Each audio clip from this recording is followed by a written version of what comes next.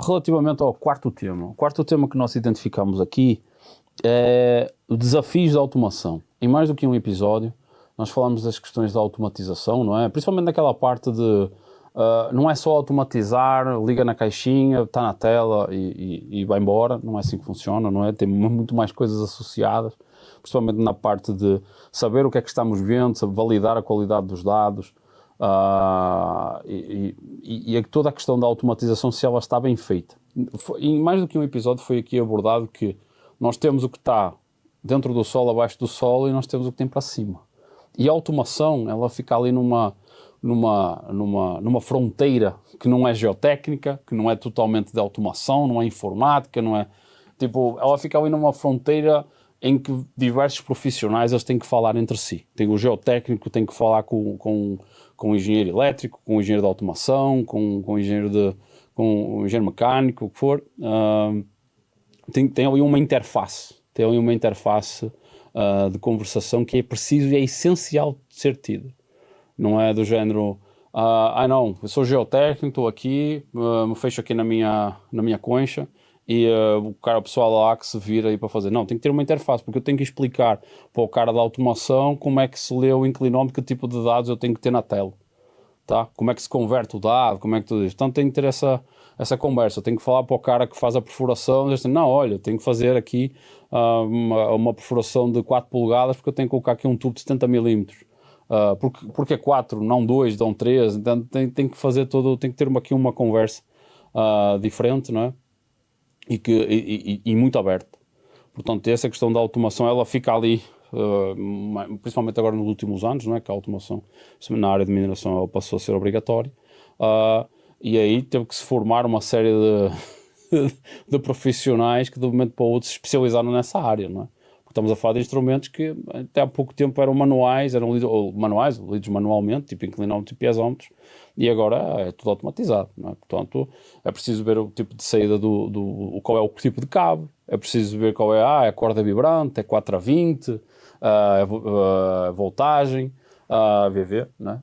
Que tipo de output é que tem o cabo, que tipo de data logger é que eu vou conectar, tenho sinal ou não tenho para conectar o meu data logger com o gateway, depois do meu gateway vai ser o Wi-Fi, vai ser eu próprio, cara, é um mundo que eu todos os dias conheço um pouco mais de conversa com o pessoal que eu trabalho na minha empresa que é especialista nisso, ou até de outras empresas e outros parceiros que partilham as suas experiências. É um eterno aprendizado, não é? Sou engenheiro geotécnico, não sou de comunicação, nem técnico, eletrónico, nem o que for, mas eu aprendo com eles. Portanto, essa interface, ela é muito importante, não é? E é importante absorver, não é? Porque aí também, lá porque eu sou geotécnico, significa que eu não posso detectar algo que não é lógico, que não faz sentido, que deva prestar atenção num projeto, tá? Portanto, eu estou geotécnico, mas eu também posso chegar para o cliente e dizer assim, olha, aqui vai ter um problema de sinal. Aqui, se calhar, não vai ter visado. Aqui, cara, vai precisar de...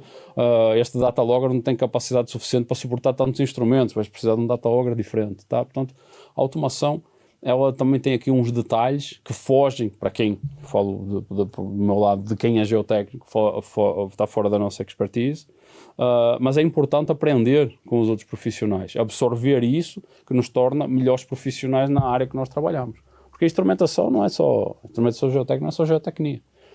E com isso da automação, Big Data e inteligências artificiais que estão aí pipocando aí por todo lado, cada vez mais nós temos que nos atualizar muito para além da geotecnia. Temos que continuar aperfeiçoando os nossos conhecimentos dentro da geotecnia, não é? Cada caso é um caso, cada projeto é diferente, mas nós também temos que nos aprimorar nas outras áreas. E da mesma maneira que os outros profissionais, eles entram em contato connosco assim, não, olha, o inclinómetro dá este dado, mas o que é que isso significa? O que é que eu tenho que representar no gráfico? Tem muitas vezes pessoal de informática, de desenvolvedores, assim, não, mas o inclinómetro, o gráfico tem que ser aqui, incremental, acumulado, o que é que isso significa?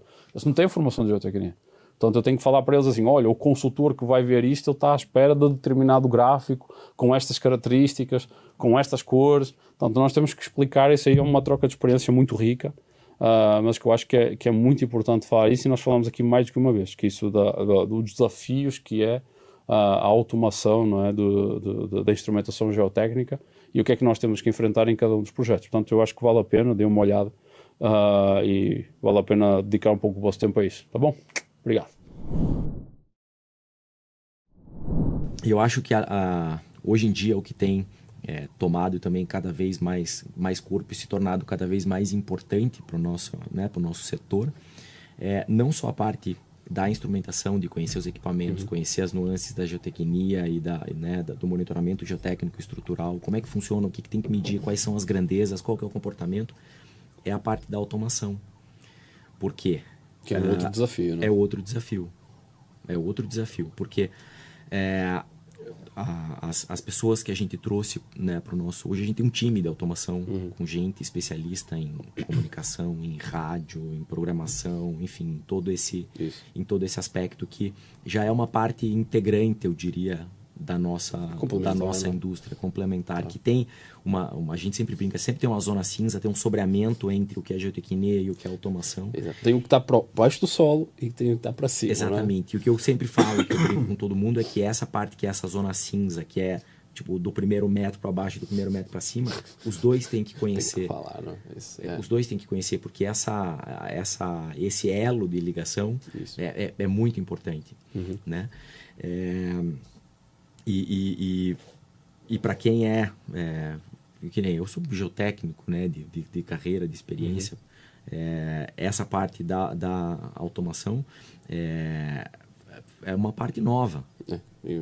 Igualmente. Nova, esse novo já tem uns 5, 10 anos aí, mas não é algo da nossa área de formação, da nossa área de formação. Temos que aprender também. Exatamente. Então, por isso que eu acho que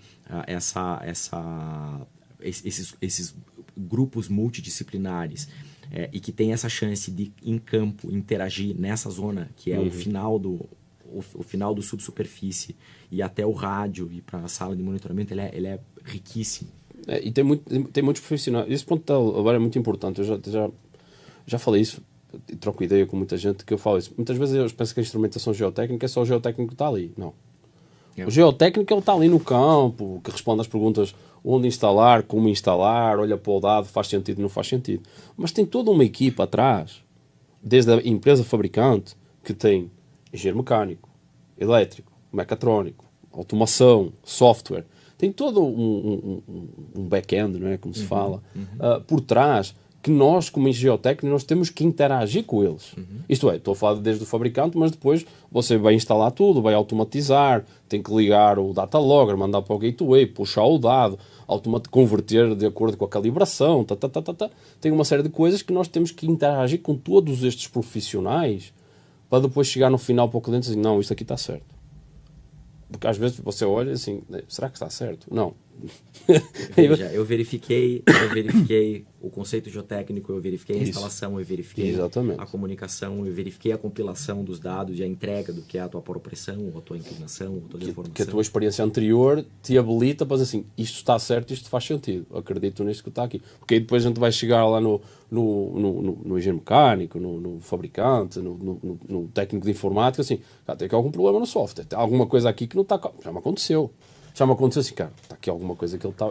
Este dado aqui está a puxar alguma coisa aí no desenvolvimento, já me aconteceu, do género assim, eu tinha um alarme, que ele estava-me a disparar um alarme que não fazia sentido. E eu assim, cara, o software está a puxar alguma coisa aqui que ele está a puxar no eixo errado. Aí eu já estava suspeitado. Aí fui falar com o pessoal do software, aí o pessoal foi olhar, realmente está puxando aí da conversão lá no linha da programação, tanto em vez de estar a puxar o eixo X, estava a puxar o eixo Z. E aí não disparava o alarme. Aí eles corrigiram o bug e tal, mas tipo, tinha que ter essa sensibilidade, porque eu assim, estava a olhar para o dado e eu assim, cara, mas o alerta é 3, isto está 5, não está batendo, mas aí eu entendi esse negócio. E aí tens essa interação que eu acho que é muito rica, que tem que vir do teu histórico, de estar no campo, entender como é que está instalado, porque tem todo um contexto que te habilita a dizer assim, isto aqui não faz sentido, cara. E aqui já é o início da mineração pela TechWise, né? A gente fazendo ali o monitoramento de alguns piezômetros, fazendo a aferição dos piezômetros, né? E a foto do meio com o meu grande amigo, vulgo meu chefe, Hugo Maia. Um abraço para o Hugo, um abraço aí para o Hugo. Na altura a gente estava fazendo um site survey para a instalação de um novo poste concentrador, para aumentar a quantidade de instrumentos, né? Quando se fala de site survey é a questão da qualidade de sinal, não é? Sim, a gente estava fazendo monitoramento, aqui não dá para ver, mas a gente instalou uma antena, um gateway provisório, num determinado local com uma antena, e ali a gente estava fazendo a visada para ver se realmente o sinal... Pegava bem o sinal, não é? Isso, exatamente. Que isso é muito importante. Citando aqui. Não é só a parte de instalar debaixo do solo. Por cima do solo ainda tem toda uma série de atividades, que é a parte da automação, que tem estes desafios. Um dos desafios não é só chegar lá, conectar o datalog e vai embora. Tem muita coisa para se fazer depois de instalar o instrumento. Então, tu podes conectar o datalog, mas se tu não fizeres essa verificação de sinal, aí estás à espera que chegue no gateway, mas tu não fizeste esse teste, aí estás a colocar o datalogger às vezes o ponto até é a questão da onde ele está, não é? Às vezes tem que pôr um pouquinho mais alto no poste, não é? Para tu teres um pouco melhor de sinal. Mas é preciso fazer site service para tu entenderes não só o sinal, mas às vezes a forma como tu vais comunicar. Às vezes tem casos que não pega 3G, 4G, o que for. Aí sinal vai ter de rádio, às vezes não pega. Buscar alguma outra alternativa. Tens de pegar uma alternativa. Portanto, essa parte de como vais fazer a transmissão, que é aquela história que nós falamos da implementação e manutenção, nesse caso seria a implementação, é a implementação da rede de transmissão. E isso, isso também faz parte, não é? Tivemos aqui convidados na primeira temporada, assim, tipo, há ali uma zona cinza entre a geotecnia e a automação.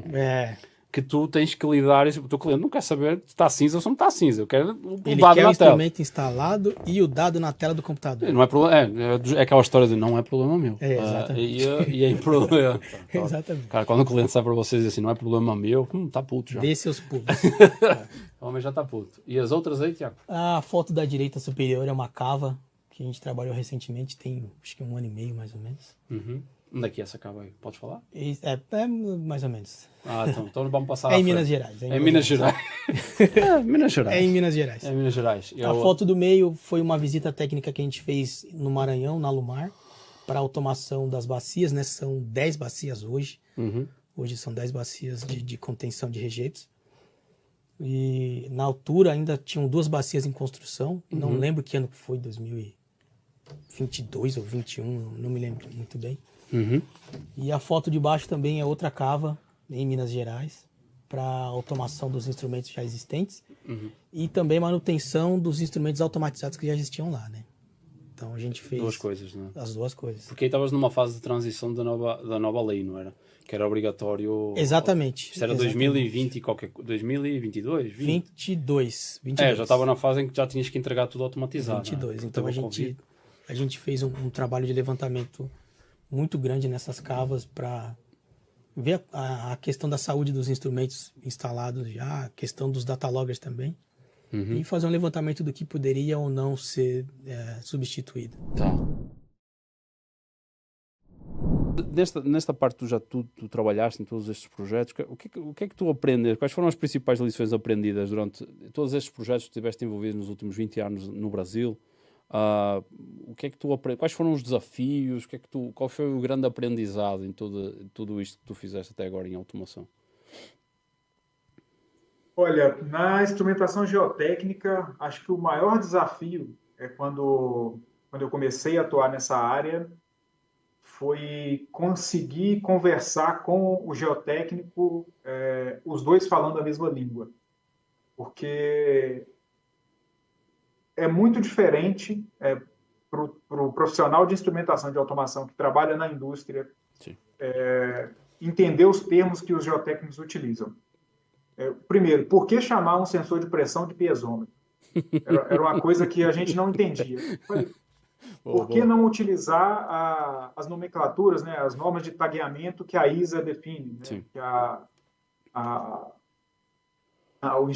Sociedade de Automação Internacional?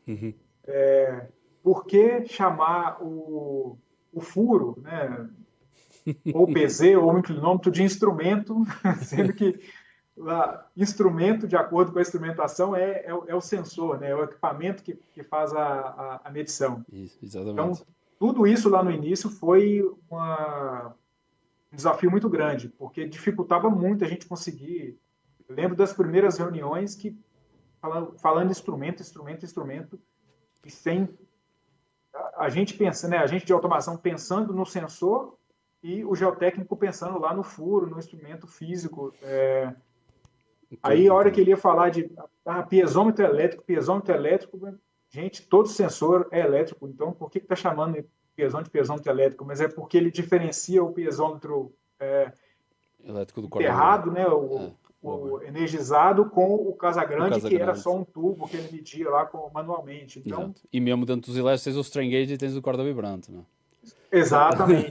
Então, tudo isso foi um desafio grande. Nomenclatura, basicamente. Não é? Nomenclatura. Coisa básica lá da comunicação que a gente se falou no Cara, início. não sabia isso. Isso que tu me estás a falar é a primeira vez. Eu sei que tens a questão da comunicação, não é? De geotécnico, com mecânico, com estrutural, mas eu não sabia que vocês tinham isso tão presente. Nem sabia que tinha aqui a Federação Internacional, aqui a internet, como é que é? ISA? Como é que A chama? ISA. Que é International Standard Automation, alguma coisa do gênero. Society. International Então, Society of Automation. Eu nem sabia É. que existia. Portanto, você já tinha esses conceitos muito presentes que são internacionalmente... tem um standard para isso, tem uma norma. Sim, Portanto, tem norma para tudo. Tem norma para como definir o tag de cada sensor que existe em qualquer planta do planeta. Então, isso aí é algo, por exemplo, para o geotécnico a gente chama instrumento porque é o que está na nomenclatura, sei lá, dos livros não temos nenhuma norma de instrumentação geotécnica, não é? Tu tens agora uma norma que tens que automatizar isso aí. Essa norma ela não te vai dizer se tu chamas piezómetro, instrumento, sensor. Aí agora eu entendo. Outra vez estava a ler uma discussão no LinkedIn do pessoal, vocês chamam sensor, instrumento ou sei lá o quê. Tipo, deu uns nomes lá e eu assim, caramba, nunca parei para pensar nisso, porque é muito intuitivo para mim. Para mim é um negócio, está lá, está a adquirir pressão, tenho o dado na tela e vamos embora. Assim, muito simples, não é? Obviamente. Para o geotécnico. Só que a questão é que isto é uma área multidisciplinar, em que tu precisas dessa comunicação e agora, não, olha... Exatamente. Agora... E é interessante porque a geotecnia ficou tão fora dessas áreas de processo, porque quando você vai conversar com um profissional que é de beneficiamento mineral, ele já conhece essas... Não no detalhe, claro, porque não é do dia a dia dele, mas o tag da instrumentação, que vem lá de uma norma de instrumentação, ele já entende. Código de cores que você utiliza na parte de visualização, sistema de supervisão, também existe normas para isso, ele já entende. Agora, na geotecnia, como nunca existiu essa relação entre o profissional de instrumentação e automação com o geotécnico, isso nunca foi do dia a dia do geotécnico. Então, eu quero colocar a cor lá do símbolo do instrumento no software de visualização de vermelho. Vermelho lá nas normas de instrumentação significa que você tem algum defeito naquele sensor. Então, eu quero vermelho porque eu gosto do vermelho e acabou. Basicamente é isso, cara. O cara não faz nem ideia que tem todo esse standard de tipo... Cara, muito interessante. Eu não sabia disso, Leonardo. Isso está-me a contar pela primeira vez. Aí agora faz muito sentido essa questão de não só o desafio da comunicação, mas não é um desafio de comunicação porque vocês trabalhavam assim e trabalham assim porque vocês têm umas normas que vocês seguem. O geotécnico trabalha assim porque gosta, né? Porque é um natural para ele e parece ser mais intuitivo. Não porque tem uma norma que diga que tem que ser feito de uma determinada maneira. Portanto, isso que tu estás a revelar aqui, eu não sabia. Muito interessante isso. E estavas desenvolvendo, estava a falar desse desafio, mas continua. Então, essa parte inicial foi, né, um grande desafio de conseguir entender e aprender como que o geotécnico vê as coisas, como que ele pensa. E o segundo ponto foi estudar o processo geotécnico, porque é fundamental para o profissional de instrumentação e automação ele conhecer o processo que ele está fazendo o projeto. Entender qual é o comportamento daquela variável, porque algo que era estranho inicialmente, por que eu posso tomar leitura a cada hora? Sendo que na solução industrial a gente fala de leitura a cada milissegundo, ou pouco mais do que isso. Porque eu preciso daquela variável rapidamente, ter informação, porque eu estou tomando uma ação para controlar um processo, ou seja, é uma malha, um ciclo fechado, né? Eu monitoro alguma coisa para atuar em outra para poder mudar a condição daquela variável. Só que na geotecnia não tem isso, porque eu estou monitorando um piezômetro, mas eu não consigo tomar nenhuma ação que vai alterar aquele controle, né? Não imediatamente, né? É uma variável lenta. Então, o profissional ele tem que entender isso. Quando chove, Desculpa, André. Desculpa, eu estou aqui. É a longo termo. Acaba sendo tipo, então acaba sendo mais um curto. A automação, tu tens um controle milissegundo, não é? Porque tu tens que atuar ali naquele momento, não é? Em curto prazo. Enquanto Exato. que a automação na geotecnia, ela acaba sendo médio e longo prazo, não é? Exatamente. As variáveis, quase todas são variáveis lentas, né, que não respondem ao processo físico de forma imediata. Então, se eu tenho uma estrutura que está estabilizada, de repente tem um efeito de uma chuva muito forte, até impactar na pressão ali, eu tenho uma variação dessa instrumentação, você vai levar algumas horas, principalmente se for um casa grande. Isso. E qual que é a ação que eu devo tomar? Se é um reservatório que armazena água, eu posso talvez iniciar um bombeamento ali para poder aliviar o reservatório, mas tudo isso vai ter efeito muito devagar. Então, você não precisa de ter leituras muito frequentes, você não precisa de ter uma atuação tão imediata, a menos que você esteja falando de um monitoramento já crítico, né? O deslocamento superficial abrupto, que vai fazer um acionamento de uma sirene, sim, aí já é outro caso, né? O tempo de resposta já é muito importante. Mas para a maioria dos instrumentos geotécnicos convencionais, o piezômetro, o INA, o inclinômetro, o extensômetro, esses equipamentos eles demoram muito a ter uma resposta do processo, né? Da condição física da estrutura, não é imediato. Exato. E isso impacta na tecnologia que você vai utilizar. Por que as soluções LP-WAN são ideais para a instrumentação geotécnica? Porque elas são utilizadas em tipos de monitoramento exatamente como o que requer a instrumentação geotécnica. Você não precisa de uma frequência tão alta, você tem flexibilidade para ajustar esses tempos ali de acordo com outras variáveis que se alteram no seu processo. Por exemplo, eu posso ter uma estrutura que tem lá 100 piezômetros monitorando as poropressões e que eu passo 4, 6 meses do ano sem nenhuma chuva e que eu posso fazer leituras diárias. Uma leitura por dia, 2 leituras por dia, porque aqui, só para eu ter uma tendência, um acompanhamento e ter certeza que todos os sensores estão funcionando bem, mas eu não tenho nenhuma variação de poropressão real porque não está chovendo, porque não tem nenhuma influência externa que está causando uma alteração da poropressão.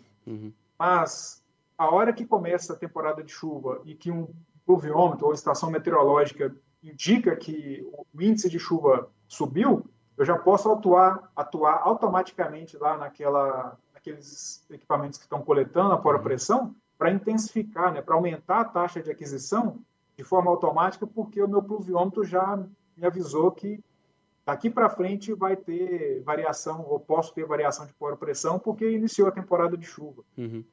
Então, esse ponto aqui que tu estás a falar é bem interessante, que é, tu acabas tendo uma frequência menor do que tu estavas habituado no meio industrial, mas de qualquer maneira é uma frequência muito maior do que a geotecnia estava habituada, porque ela só tomava... Exato. Porque ela só... 15 dias, mensal. Não, porque é engraçado quando tu assim, não, a frequência é menor, porque tu vens de um background de automação. Como eu venho de geotecnia, eu assim, caramba, menor, faz sentido para ele, mas para mim, enquanto geotécnico, cara, é exponencialmente maior, porque antigamente eu tinha às vezes no máximo uma leitura por dia, quanto muito uma leitura por semana, em muitos casos. Agora tu podes ter tranquilamente várias leituras ali, tipo vários instrumentos que o pessoal põe piezômetro a cada hora, inclinômetro a cada hhora, que já são 24 leituras por dia, que não ocupa assim tanto espaço e não demanda tanta energia assim, não é? Mas para você pessoal da indústria, não é? Acaba sendo pouco, não é? mas para o pessoal de geotecnia é bastante e já é um banco de dados significativo. Mas é muito interessante essa evolução que tu falaste, esse comparativo, não é?